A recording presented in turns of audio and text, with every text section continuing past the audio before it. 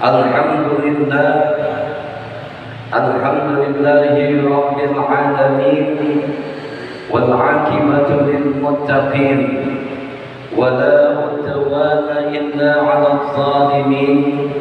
Asyhadu an la ilaha illallah wahdahu la syarika lah, wa asyhadu anna Muhammadan 'abduhu wa rasuluhu la nabiyya ba'dah.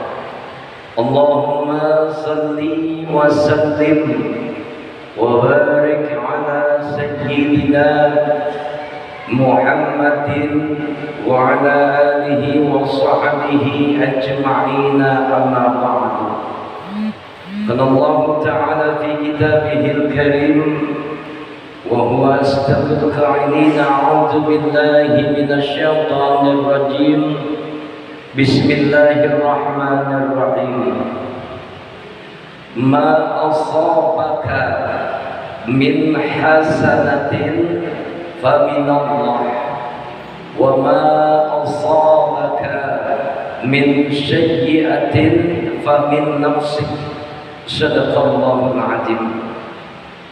Yang sama-sama kita muliakan, kita hormati Ketua DKM Masjid Baitur Rahman, yaitu Bapak Ustadz Kadarisman, yang mudah-mudahan beliau senantiasa diberikan kesehatan oleh Allah Subhanahu wa Ta'ala. Allah panjangkan umurnya, Allah luaskan rezekinya, sukses selamat dunia dan akhiratnya, amin ya rabbal alamin. Bapak-bapak jamaah Masjid Baitur Rahman yang kesemuanya mudah-mudahan dirahmati dan dimuliakan oleh Allah Subhanahu wa Ta'ala.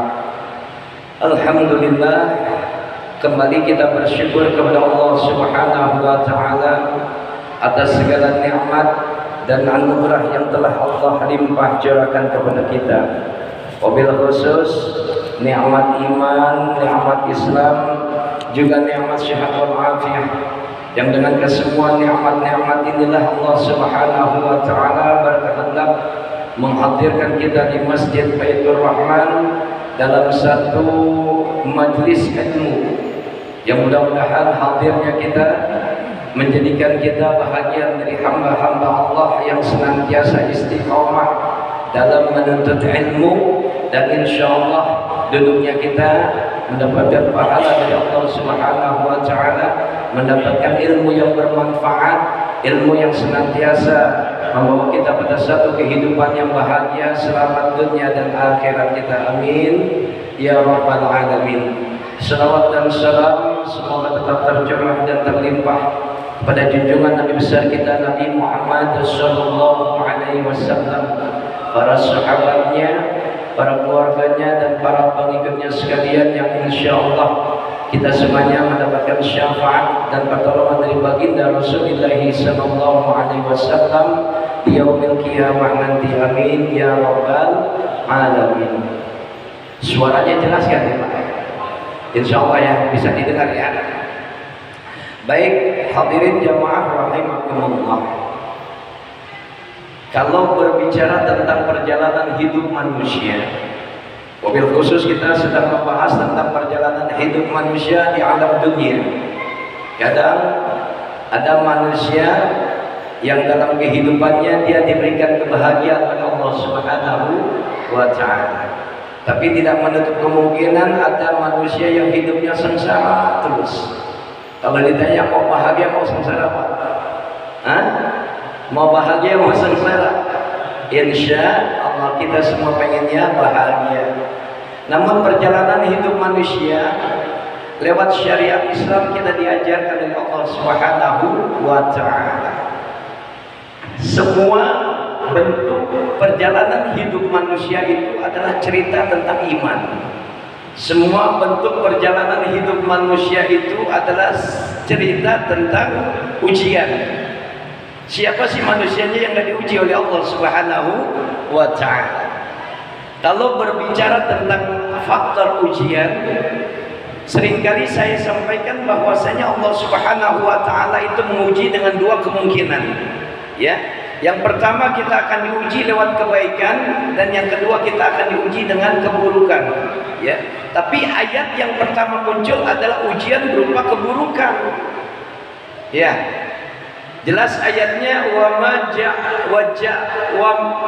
ayatnya Allah Subhanahu wa taala ingatkan kembali kepada kita, wa nabluukum bisyarri wal khairi fitnah wa ilaina turja'un. Dan kalian akan kami uji. Kalian akan kami uji dengan keburukan, dan kalian akan kami uji dengan kebaikan. Untuk apa semua ujian ini? Tidak lain dan tidak bukan adalah wa ilaina turja'un, agar kalian kembali kepada kata Allah Subhanahu wa ta'ala. Kalau berbicara soal ujian, Pak, ya, kita ambil satu contoh aja nih. Kita ini kadang manusia itu secara global, saya hanya ingin mengambil satu kesimpulan 5 persoalan hidup manusia. Ya, secara global nih Pak, tolong dicermati, tolong dipahami. Manusia itu diuji pertama oleh karena dia sakit. Pernah ngalamin sakit ya? Pernah ngalamin sakit? Ada manusia yang di sini, yang datang, yang hadir di sini nggak pernah sakit. Saya pengen tahu orangnya. Ya. Yang kedua, manusia itu akan diuji dalam kehidupan rumah tangganya. Ya. Dan yang ketiga, manusia itu akan diuji dalam sosial bermasyarakat di sekitar lingkungannya. Dan yang keempat, manusia itu juga akan diuji dalam persoalan hidup berbangsa dan bernegara. Dan ujian yang kelima, yang mungkin kita juga semua merasakan, manusia diuji oleh sebuah nilai perekonomian, duit. Apa Pak? Duit. Manusia nggak punya duit, dia ngutang. Manusia nggak punya duit, dia sengsara. Semua ujian ini berhak dipilih oleh Allah Subhanahu wa taala bagi mereka orang-orang yang beriman kepada Allah Subhanahu wa taala. Karena orang-orang yang beriman akan terus diuji oleh Allah Subhanahu wa taala. Jangan kalian mengaku diri kalian beriman kepada Allah Subhanahu wa taala sebelum kalian diuji oleh Allah Subhanahu wa taala. Sama kalau Bapak waktu kelas 1 mau naik kelas 2, diuji nggak kira-kira? Itu namanya ujian sekolah, Pak. Ya, tapi kalau ujian tentang cerita kehidupan beda. Luar biasa. Nggak ada kelasnya, tapi insya Allah akan naik tingkatnya. Ya, akan naik tingkatnya pada satu tingkatan yang luar biasa hebatnya. Manusia akan tangguh, manusia akan kokoh ketika dia telah melewati semua cerita tentang ujian. Intinya apa?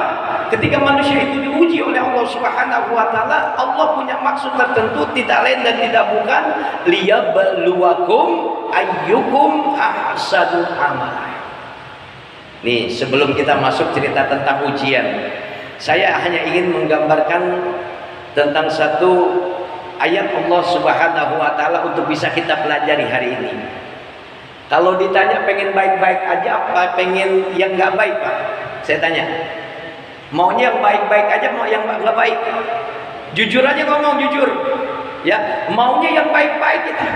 Ya, semua kita manusia, wajar, manusiawi, kita pengen semuanya baik-baik.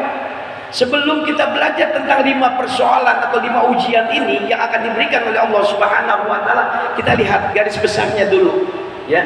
Allah Subhanahu wa taala memberikan penjelasan dalam satu ayatnya, ma asabaka min hasanatin fa minallah. Ini garis besarnya.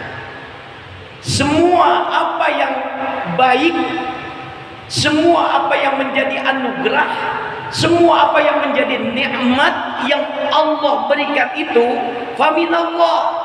Semuanya datang dari Allah Subhanahu wa taala. Paham gak Pak sampai sini? Hah? Paham ya? Ma asabaka min hasanatin fa minallah. Dan semua apa-apa yang diberikan tentang kebaikan, tentang kenikmatan, tentang anugerah, tentang kebahagiaan, tentang semua yang baik-baik, fa minallah, datangnya itu dari Allah Subhanahu wa taala. Nih, Bapak pernah bahagia enggak? Pernah enggak bahagia? Kapan Bapak bahagia? Saya bahagia Pak Ustaz kalau lagi banyak duit. Iya. Saya bahagia kalau rumah tangga damai.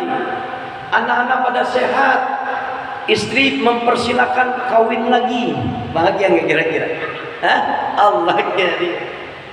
Ma asabaka min hasanatin fa min Allah, dan semua anugerah, semua kenikmatan, semua bentuk kebaikan itu datangnya dari Allah Subhanahu wa taala. Sebagai manusia yang beriman, ya, sebagai manusia yang beriman wajib untuk kita bersyukur atas nikmat yang telah Allah berikan kepada kita. Karena ancamannya jelas, Pak. Ya, kalau kita nggak bersyukur terhadap anugerah, terhadap nikmat, terhadap kebaikan yang telah Allah berikan kepada kita, maka kita akan menjadi orang yang ingkar nikmat pada Allah Subhanahu wa taala. Wa in ta'azzana rabbukum la in syakartum la azidannakum wa la in kafartum inna azabi lasyadid. Apabila kalian bersyukur terhadap nikmat yang telah Allah berikan kepada kalian, dan ingatlah kata Allah Subhanahu wa taala tentang apa yang diberikan oleh Allah menjadi sebuah nikmat, lantas kalian kemudian bersyukur kepada Allah Subhanahu wa taala, maka nikmat itu akan terus ditambah oleh Allah Subhanahu wa taala. Wala in kafartum inna azabi lasyadid. Apabila kalian ingkar terhadap nikmat yang telah aku berikan kata Allah, maka kita bukan dikurangi lagi Pak nikmatnya, tapi azab Allah yang berbicara. Paham sampai di sini insyaallah ya. Jadi segala sesuatu yang Allah berikan tentang kenikmatan, tentang kebaikan, tentang anugerah, itu datangnya dari Allah. Faminallah, datangnya dari Allah Subhanahu wa taala. Wa ma asabaka min sayyi'atin famin nafsik. Akan tetapi semua apa yang kejelekan, tentang keburukan, tentang musibah, tentang hal-hal yang gak mengenakan, itu datangnya dari siapa? Famin nafsik, dari kita sendiri, manusia. Jadi intinya jelas, Allah memberikan ujian ya dalam perjalanan hidup kita manusia. Kira-kira dalam perjalanan hidup Bapak diuji nggak? Ya, ini udah tingkatan dewasa Pak ya. Bapak udah usia 17 tahun, sampai ketemu kematian Bapak nanti, itu akan diuji, baru pikiran Bapak akan berpikir di sana. Dan kadar kualitas dari sebuah iman itu akan bergerak nantinya dengan sendirinya. Diuji kualitas iman kita, diuji cara berpikir kita, bagaimana caranya mengambil solusi dari semua persoalan yang kita hadapi dalam kehidupan ini. Ya, tarik lagi pada satu persoalan tadi, dari 5 persoalan tadi. Ya, manusia itu akan diuji oleh Allah Subhanahu wa taala lewat sakitnya. Ya. Jadi ketika kita bersyukur kepada Allah Subhanahu wa taala saat sehat, itu satu anugerah yang terindah, Pak. Satu anugerah yang besar. Coba Bapak bayangin, Bapak tahu-tahu sakit mata. Sakit mata aja dia nggak bisa melihat. Itu nikmat Allah sudah dikurangi pada hakikatnya. Nggak bisa lagi melihat dengan jelas. Gak usah nggak bisa melihat ya Ustaz, sakit belek aja deh kira-kira ya. Diuji nggak semua lewat penyakit? Kita pernah ya, kita pernah diuji lewat sakit. Sakit yang paling sakit banget adalah sakit gigi ya. Udah sakit gak ada yang besuk, Allah kirim ngebetnya nauzubillah min dzalik. Sakit lagi yang paling sakit adalah sakit hati, nggak ada yang tahu soalnya ya. Benar gak kira-kira? Derita sakit itu akan menghantarkan kita pada satu bentuk syukur nikmat terhadap kesehatan. Kira-kira sadar nggak ketika kita sakit? Yang ada maaf nih Pak ya, bukannya menggurui, tapi kita bicara praktek aja dah. Ya, kalau saya bahasanya memang sederhana, insya Allah sederhana, tapi bahasanya langsung saklek. Ya, kalau Bapak mengalami atau menderita satu penyakit, secara umum ya, secara umum manusia kondisi yang lagi sakit itu banyakan seneng apa banyakan ngeluh? Banyakan ngeluh. Kita udah pasti ngeluh ketika kita diuji lewat satu persoalan yang namanya penyakit. Bisa nggak kita kembalikan pada kadar dan kualitas keimanan kita kepada Allah Subhanahu wa taala, bahwasanya Allah yang turunkan penyakit, dan hakikat daripada kesembuhan penyakit itu sendiri Allah maka turunkan obatnya. Paham sampai di sini? Ya, insya Allah kita ini semua udah pernah diuji oleh penyakit, dan kebanyakan manusia itu kapasitasnya adalah mengeluh. Wa kanal insan aktsaru syai'in ajula. Ini Quran yang bicara, bukan saya yang bicara ya. Wa kanal insan aktsaru syai'in ajula, dan kebanyakan manusia itu lebih banyak mengeluh. Kalau ayat yang lainnya, wa kanal insan aksaru syai'in jadala. Kebanyakan manusia itu ngebangkang. Kalau bahasa sekarang ngebangkang apa Pak Tanto? Hah? Ngeyel. Ya, ngeyel. Suruh sholat, entar-entaran. Allah sudah panggil loh Pak. Allahu Akbar, Allahu Akbar. Perintah sholat. Dengar kuping kita nggak berangkat, haram hukumnya. Bahaya loh. Ya. Kalau kita ketok lagi diri kita ketika sehat, engkau diberikan kemampuan kata Allah. Kalau Allah mau bicara, kamu diberikan kesehatan oleh Allah, bisa jalan, bisa memegang, bisa melihat dengan jelas, bisa merasakan apa yang enak, apa yang nikmat. Kenapa sih gak mau ibadah kepada Allah Subhanahu wa Ta'ala? Udah dikasih penyakit baru, alasan banyak banget. Ya Allah, nggak bisa ke masjid lagi, nggak enak badan. Padahal pengen banget ke masjid. Banyak alasan. Bener nggak? Manusia akan diuji oleh penyakitnya dan ditunggu oleh Allah Subhanahu wa Ta'ala. Adakah dia bersyukur tentang penyakitnya? Ya, kalau kita orang-orang yang beriman, contoh Nabi Ibrahim. Dalam ayatnya Allah jelaskan, wa id maridtu fahuwa yasfin. Kata Nabi Allah Ibrahim alaihissalam, apabila aku sakit, maka Allah yang menyembuhkan. Artinya apa? Nabi Allah Ibrahim menanamkan satu sugesti bahwasanya sakit yang diderita itu datangnya dari Allah dan Allah pula yang akan menyembuhkannya. Enggak kayak kita model orang-orang Pina.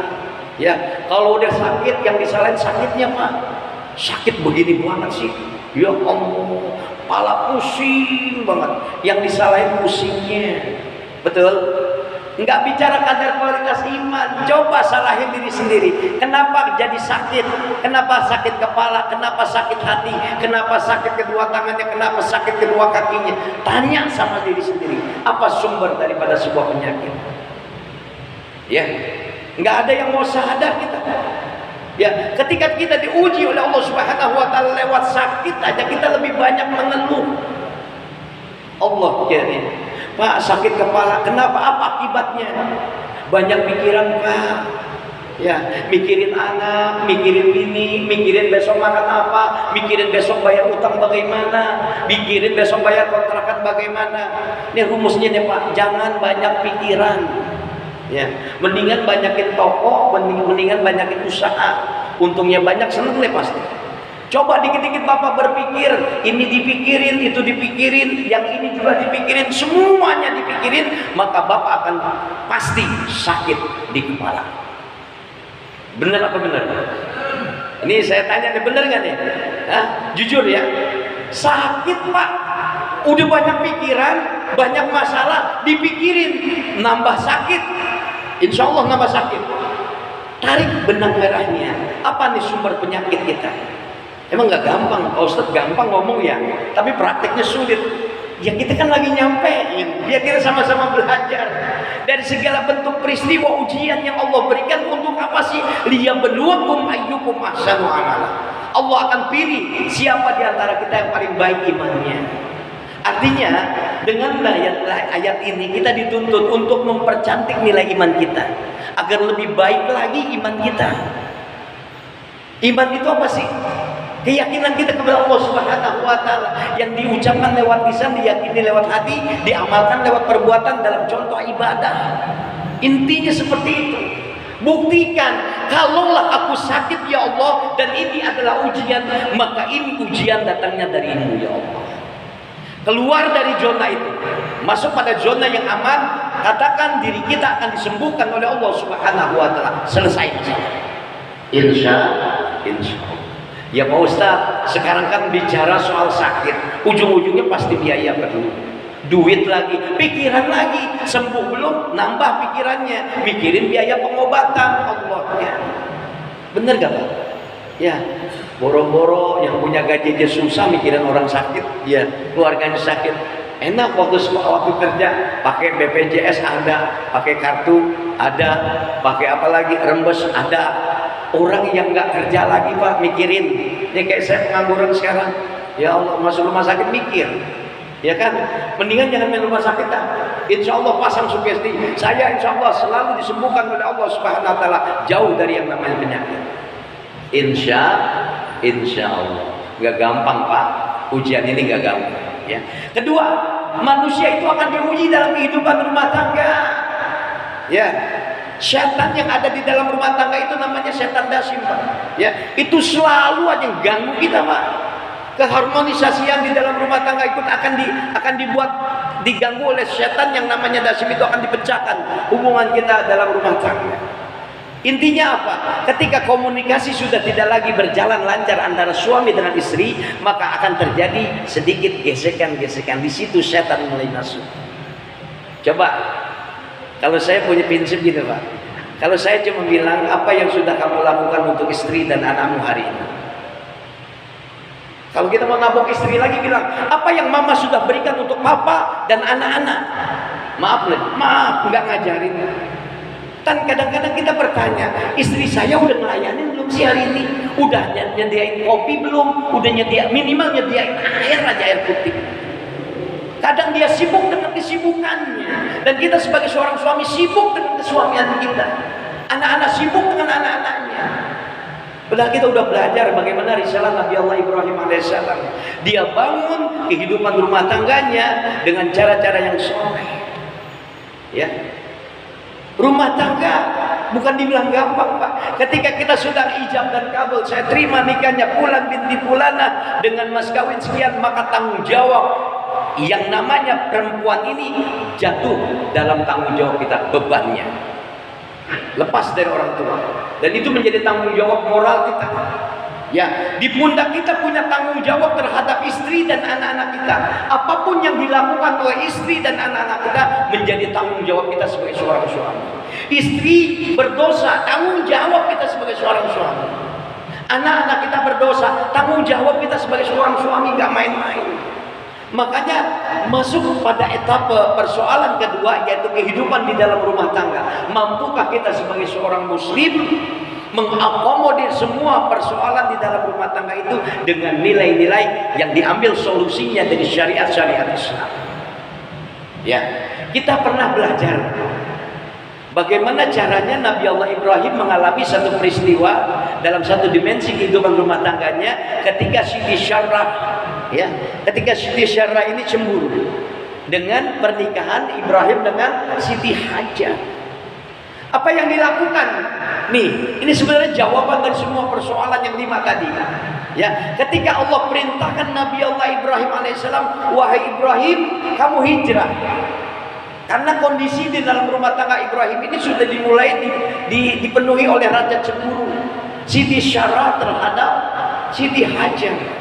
Ya, karena dengan pernikahannya Ibrahim alaihissalam dengan Siti Hajar melahirkan anak yang namanya Ismail. Pernah ingat cerita itu? Insya Allah saya sudah nyampaikan ya. Insya Allah. Kalau belum ya saya sampaikan lagi sekarang. Wa idh batala Ibrahim rabbuhu bi kalimatin fa'atammahunna. Dan ingatlah oleh kalian ketika Allah bermaklumat, memberikan kalimat perintah dan juga larangan kepada Nabi Allah Ibrahim alaihissalam bi kalimatin, dengan beberapa kalimat perintah dan juga larangan. Makna bi kalimatin dalam tafsir itu maknanya luas, Pak, bukan hanya satu kalimat perintah. Tapi yang kita bahas hari ini adalah kalimat perintah hijrah. Bi kalimatin fa'atammahunna. Maka kalimat perintah tentang hijrah itu bi kalimatin fa'atammahunna, dijalankan, dilaksanakan dengan sebaik-baiknya oleh Nabi Allah Ibrahim alaihissalam. Pak. Jadi ketika kita punya 5 persoalan ini, Allah memberikan solusi lewat apa? Lewat yang namanya hijrah. Hijrah itu maknanya apa sih? Kalau kita bicara tentang makna hijrah, di dalam Al-Quran jelas, di dalam surat An-Nisa Allah tegas katakan, wa may yuhajjir fi sabilillah yajid fil ardi muragaman katsiran was'at wa may yakhruj min baitihi muhajiran ila Allah wa rasulih yudrikhul mautu faqad waqa'a 'ala Allah wa kana Allahu ghafurur rahim. Ini jelas nih Pak ayat ini. Kalau kita udah dibebani oleh banyak persoalan hidup, sakit kita, harus hijrah menjadi sembuh. Persoalan dalam rumah tangga, kita harus keluar dari persoalan ini. Bukan kita tinggalin. Kalau ditinggalin namanya laki-laki nggak tanggung jawab. Jadi Bang Toyib nanti Pak. Ya. Lantas kemudian diuji lagi kita lewat satu persoalan di tengah kehidupan bermasyarakat, ujian yang ketiga. Ya kan ada kadang-kadang kita bermasyarakat, ya maaf, tetangga sama tetangga nggak akur. Ya, kadang kita terusik dalam hal ibadah. Ya, wajib untuk hijrah. Nanti kemudian kita berada di dalam kehidupan sosial berbangsa dan bernegara, diuji lagi 2 tahun, 3 tahun kita diuji oleh COVID, betul. Pendaringan kita sempat kosong, betul nggak? Kerjaan terganggu, bahkan banyak orang yang di PHK, betul Pak, betul. Ini ujian besar loh Pak. Lantas ujung-ujungnya akan muncul persoalan yang kelima, bahwasanya manusia akan diuji dengan persoalan duit, persoalan perekonomian. Puncak dari semua persoalan itu muaranya adalah duit. Kalau kehidupan dunia, ya kita bicara kehidupan dunia. Padahal tingkat dari kualitas ujian itu adalah iman. Ya, tingkatannya. Ketika kita melewati ujian-ujian ini, Allah kasih tahu kok pada kita. Lewat apa? Allah udah bilang, wa may yattaqillaha yaj'al lahu makhraja wa yarzuqhu min haitsu la yahtasib. Siapa orang yang beriman, yang bertakwa, ketika dia diuji oleh persoalannya, maka Allah Subhanahu wa taala akan memberikan solusi, jalan keluar yang baik. Jalan keluar yang baik, dan Allah akan memberikan rezeki dari pintu mana yang tidak disangka, tidak diduga. Cuma persoalannya kita mau nggak keluar dari 5 zona ini, Pak? Ya, kita harus keluar dari sakit kita harus keluar dari yang namanya persoalan di dalam rumah tangga, kita harus keluar dari permasalahan di dalam lingkungan bermasyarakat, kita harus keluar dari yang namanya persoalan hidup berbangsa dan bernegara, dan kita harus keluar dari persoalan perekonomian kita. Keluarnya bagaimana Pak Dewan? Ya, keluarnya harus dengan cermat Pak. Bukan berarti meninggalkan semua persoalan itu. Kalau Bapak meninggalkan persoalan itu, keluar dari persoalan itu, namanya Bapak nggak punya tanggung jawab sebagai seorang suami, sebagai seorang yang beriman kepada Allah Subhanahu wa taala.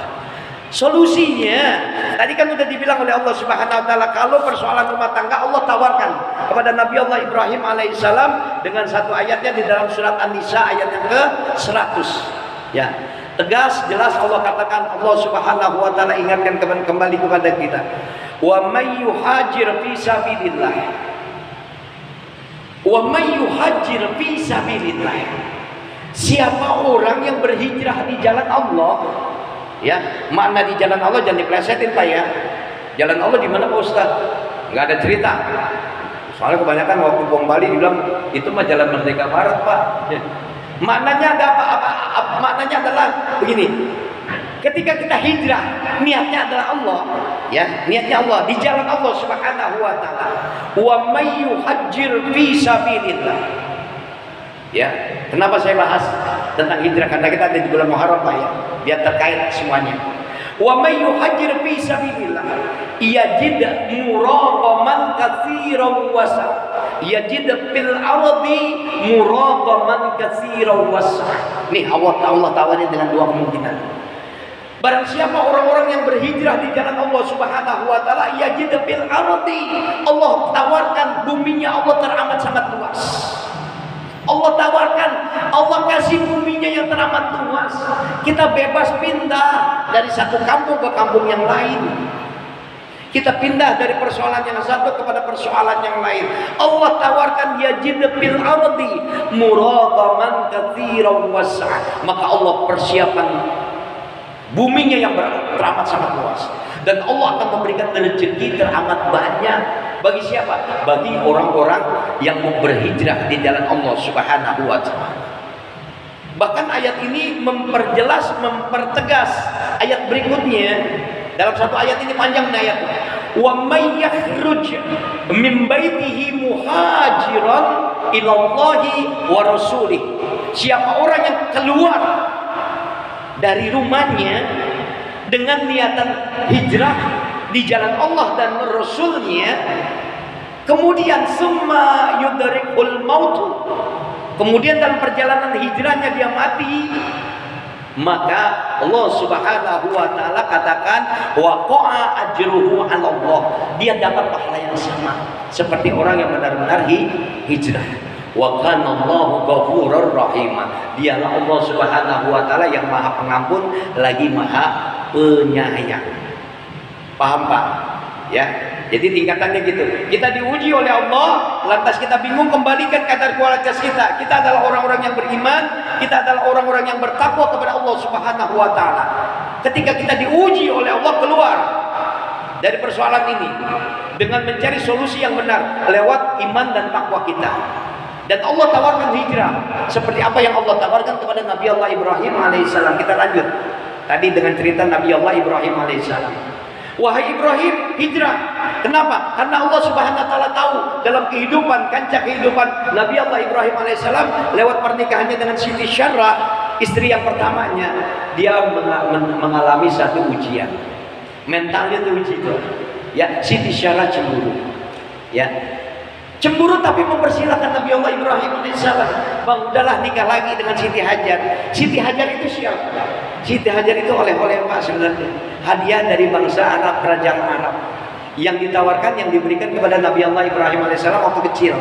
Dirawat dalam rumah tangganya, lantas kemudian gede, dewasa, dan dipersilahkan, dipersunting oleh Nabi Allah Ibrahim alaihissalam berkat izin Siti Syarah. Enggak kayak kita Pak. Kalau kita udah bini marah-marah, udah bini cemburu, ya keluarnya bukan yakhruj min baitihi muhajiran ila Allah ya, tapi yakhruj cari bini yang lain. Cari biang yang lain. Ini bukannya menyelesaikan persoalan, tapi justru malah menambah persoalan. Memang Allah tawarkan fankihu ma taba lakum minan nisa masna wa sulasa wa ruba'. Laki-laki loh Pak. Ya, kehidupan rumah tangga Nabi Allah Ibrahim alaihissalam ada salah cemburu Siti Syarah terhadap Siti Hajar yang sudah lewat pernikahannya sudah diberikan kekuasaan oleh Allah Subhanahu wa taala mendapati keturunan yaitu Ismail. Maka berangkatlah Nabi Allah Ibrahim alaihissalam pagi-pagi dari Syam ke kota Makkah Al-Mukarramah. Bayangkan Pak, kita buktikan ayat Allah ini ya. Yang namanya kota Makkah Al-Mukarramah dulunya itu adalah lembah yang gersang, tandus, nyaris tidak ada kehidupan di dalamnya. Siapa yang bisa enak tinggal di situ, saya tanya? Tinggal di padang pasir, ya, lembah yang luas. Ya, padang pasir, tahu kan padang pasir? Ya, kira-kira nih, Bapak punya istri yang kedua. Ya, mau dikasih enak apa enggak? Kira-kira pengennya kan ya kita punya bini kedua, pengennya ditempatin di pondok indah, terus BSD minimal Medland yang dekat, bener gak? Ya kalau Bapak orang kaya punya bini lagi nambah, punya bini dua, ya Allah kasih, persilakan ya, tapi tetap minta izin loh Pak, karena dalam kasus ini KUHP berapa? 279 yang angkat gitu. Kasus ini izin dulu ya. Kalau ini diizinkan berangkatlah. Maka ketika dia datang ke kota Makkah yang saat itu adalah gurun pasir yang tandus gersang nyaris tidak ada kehidupan di dalamnya, ditinggalin begitu aja Pak. Siti Hajar Ismail kecil ditinggalin begitu aja. Berangkat Nabi Allah Ibrahim nggak nengok lagi. Sampai-sampai Siti Hajar katakan, wahai Ibrahim, tega niat kau meninggalkan aku dan anakmu yang masih kecil di satu kota di satu lembah yang gersang, tidak ada kehidupan di dalamnya. Tega kamu wahai Ibrahim. Dicuekin Pak sama Nabi Allah Ibrahim alaihissalam. Kenapa? Karena ini adalah perintah Allah, nggak lagi menoleh. Sampai ketika Siti Hajar katakan, wahai Ibrahim, apakah ini perintah hijrah datangnya dari Allah Subhanahu wa taala? Baru Nabi Allah Ibrahim alaihissalam menengok. Benar wahai Siti Hajar, ini adalah perintah dari Allah Subhanahu wa taala. Ayatnya jelas, wa izibtala Ibrahima rabbuhu bikalimatin fa'atammahunna. Dan ingatlah oleh kalian ketika Allah bermaklumat memberikan kalimat perintah dan juga larangan kepada Nabi Allah Ibrahim alaihissalam, fa'atammahunna, maka kalimat perintah itu dikerjakan dengan sebaik-baiknya. Ditinggalin Siti Hajar dan Ismail kecil di kota atau lembah yang tandus gersang nyaris tidak ada kehidupan di dalamnya. Kembali lagi Nabi Allah Ibrahim ke negeri Syam, tapi di tengah jalan tetap dia adalah satu figur seorang yang memang mencintai istri dan anak-anaknya. Dia angkat kedua tangannya, Bapak bisa lihat rekomendasinya di dalam surat Ibrahim ayat yang ke-37. Nih bukti dari seorang bapak yang bertanggung jawab. Apa kata Nabi Allah Ibrahim AS? Rabbana inni askantu min dzurriyyati biwadin ghairi dzi zar'in inda baitikal muharram Rabbana liyuqimus shalah faj'al afidatan minan nas tahwi ilaihim warzuqhum minas samarat la'allahum yashkurun. Perhatikan Pak, ini menjadi sebuah motivasi buat kita sebagai seorang suami, sebagai seorang muslim, sebagai seorang yang beriman, ketika mendapati ujian lewat sakit, lewat perintah untuk mengadakan satu perbaikan di dalam rumah tangga, dalam perbaikan di dalam bermasyarakat, berbangsa dan bernegara, dalam kancah perekonomian kita, nih menjadi sebuah motivasi. Rabbana inni askantu min dzurriyyati biwadin ghairi dzi zar'in inda baitikal muharram. Ya Rabb, aku telah titipkan istri dan juga anak keturunanku di satu lembah dekat dengan rumahmu yang dimuliakan. Ingat, tempat yang dimaksud itu adalah Makkah Al-Mukarramah, yang saat itu belum ada bahasanya bangunan. Ketinggian pondasi Makkah itu belum nampak terlihat. Ya, baru nanti setelah ketemu perintah dalam lanjutannya meninggikan pondasi Ka'bah. Insya Allah dalam tema-tema yang lain kita akan sampaikan. Diperintahkan Nabi Allah Ibrahim saat itu untuk hijrah, lantas ditinggalkan istrinya, dia berdoa di sana, ya Allah, aku telah tinggalkan istri dan juga anak keturunanku di satu lembah yang tandus, gersang nyaris tidak ada kehidupan di dalamnya. Lihat Pak, endingnya Pak, ya. Kalau Siti Hajar tadi bilang, kalau ini adalah perintah dari Allah, ini motivasi buat kita, istri terutama. Saya yakin bahwasanya Allah Subhanahu wa taala tidak akan pernah menelantarkan hamba-Nya. Ini sugesti pertama yang dimiliki seorang istri ketika dia diuji dalam kehidupan rumah tangga. Lantas sang suami apa? Dia katakan dengan curhatnya kepada Allah Subhanahu wa taala, dia berdoa, Rabbana liyuqimus shalah. Nabi Allah Ibrahim gak minta keindahan, gak minta kenikmatan, gak minta kebutuhan hidup dunia Pak. Yang dia minta adalah Rabbana liyuqimus shalah. Wahai Allah, jadikan istri dan anak keturunanku adalah mereka orang-orang yang tetap mendirikan sholat. Yang diminta adalah perkara kesolehan. Yang kedua, Rabbana faj'al afidatan minan nas. Ya Allah, jadikan hati-hati manusia condong kepada keduanya. Dan ayat ini dibuktikan, dikabul oleh Allah Subhanahu wa taala lewat satu sugesti, kerja kerasnya Siti Hajar. Karena rengek-rengek anaknya yaitu Ismail mencari air untuk diminum. Ini masih panjang nih sebetulnya, ya. Sampai sedikit lagi, saya minta izin, ya, biar selesai.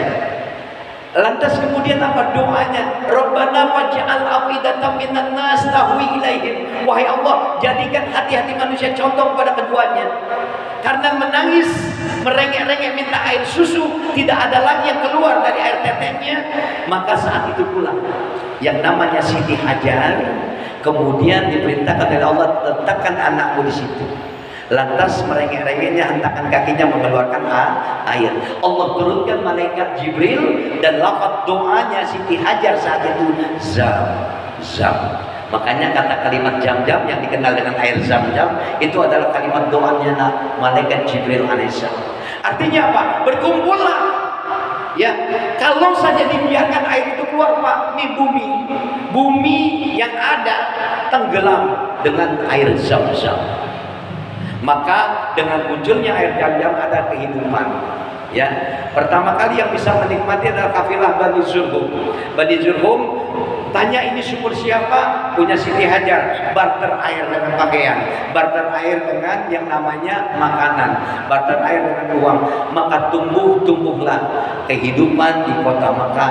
Muncul kalimat doa yang ketiga, doa yang ketiga, warzuqhum minas samarat, berikan tumbuh-tumbuhan di sana. Maka kota Makkah menjadi kota yang baldatun thayyibatun wa rabbun ghafur. Doa yang kedua sampai sekarang dijawab. Kenapa? Karena hati manusia ini condong untuk berangkat haji, berangkat umroh, bekalnya adalah air zam-zam. Doanya Nabi Allah Ibrahim alaihissalam. Ya, Nabi Ibrahim alaihissalam doanya dikabul nih. Ya, berapa tahun, berapa ribu tahun lah. Kalau kita doa hari ini, pagi doa, sore minta dijawab. Pikir, pakai otak. Ya, kemudian yang terakhir la'allahum yashkur. Nabi Allah Ibrahim gak sombong. Setelah hidup istri dan anak-anaknya, maka dia bersyukur kepada Allah Subhanahu wa taala. Kembali pada pasal sebelumnya. Ketika kita mendapati ma asabaka min hasanatin faminallah, maka semua apa yang baik-baik datangnya dari Allah. Bahwa ma asabaka min sayyi'atin famin nafsik, dan keburukan itu datangnya dari diri sendiri. Kenapa kita sakit? Karena kita nggak mampu menjaga kesehatan. Kenapa hancur rumah tangga kita? Karena kita tidak bisa mengadakan keharmonisasian di dalam rumah tangga. Kenapa masyarakat kita bisa berantakan? Karena kita tidak ada tenggang rasa sesama bermasyarakat. Kenapa hancur bangsa dan negara? Karena adanya pemimpin yang zalim dan rakyatnya yang bandel. Kenapa kita nggak punya duit? Karena kita nggak punya pekerjaan dan kita nggak mau usaha. Solusinya, wa may yattaqillaha yaj'al lahu makhraja wa yarzuqhu min haitsu la yahtasib. Alhamdulillah kita tuntas yang hari ini ya. Mudah-mudahan kayaknya kurang puas sebenarnya, tapi memang inilah waktu yang membatasi kita. Mudah-mudahan dengan waktu yang singkat ini, pemaparan yang sedikit dengan segala macam 5 persoalan dunia dan perjalanan hidup manusia, kita akan terus dibimbing oleh Allah Subhanahu wa taala. Kita berharap Allah Subhanahu wa taala ampuni dosa dan salah kita, Allah keluarkan diri kita dari segala macam persoalan, dan Allah kembalikan kita menjadi orang yang istiqomah dalam iman, istiqomah dalam ibadah, dan insyaallah ketika kita mati husnul khatimah, masuk dalam surganya Allah yang penuh kenikmatan di dalamnya. Al-Fatihah. A'udzu billahi minasyaitonir rajim. Bismillahirrahmanirrahim. Alhamdulillahirabbil alamin arrahmanir rahim maliki yaumiddin. Iyyaka na'budu wa iyyaka nasta'in. Ihdinas siratal mustaqim. Shiratal ladzina an'amta 'alaihim ghairil maghdubi 'alaihim waladdallin. Amin. Bismillahirrahmanirrahim. Alhamdulillahirabbil alamin. Allahumma shalli wa sallim wa barik ala sayyidina Muhammad wa ala ali sayyidina Muhammad. Allahumma inna nas'aluka ridhaka wal jannah wa na'udzu bika min syarrika wan nar. Allahumma aghnina bil ilmi wa zayyinna bil hilmi wa akrimna bit taqwa wa jamilna bil afiyah fid din wad dunya wal akhirah bi rahmatika ya arhamar rahimin. Allahumma ahsin aqibatana fil umuri kulliha wa ajirna min khizyid dunya wa azabil akhirah. Rabbana atina fid dunya hasanah wa fil akhirati hasanah wa qina azaban nar.